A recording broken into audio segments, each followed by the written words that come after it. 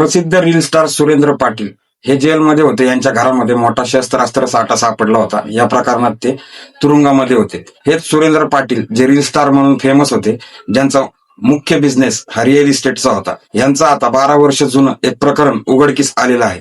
12 वर्षापूर्वी बेपत्ता असलेला बागुल नावाचा तरुण याची चौकशी आणि तपास पोलीस करत असताना तपासामध्ये काही गोष्टी उघडकीस आल्या. यामध्ये रील स्टार असणारा हा सुरेंद्र पाटील आणि याचे 2 साथीदार यांनी 12 वर्षापूर्वी बागुल या तरुणाचं अपहरण करण्याचा प्रयत्न केला होता. अपहरण केलं होतं. नंतर त्याच्याकडून पैशासाठी त्याचा खून करण्यात आला होता. त्याचा मृतदेह जंगलामध्ये फेकून देण्यात आला होता.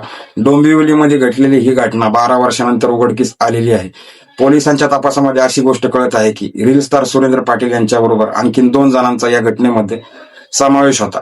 सुरेंद्र पाटील जे सुरुवातीला एका महिलेच्या अत्याचार प्रकरणामध्ये आत गेले होते.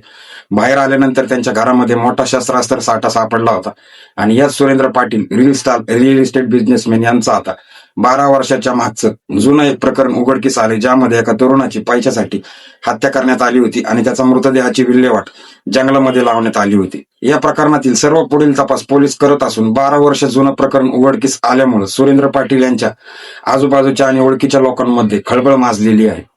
धन्यवाद.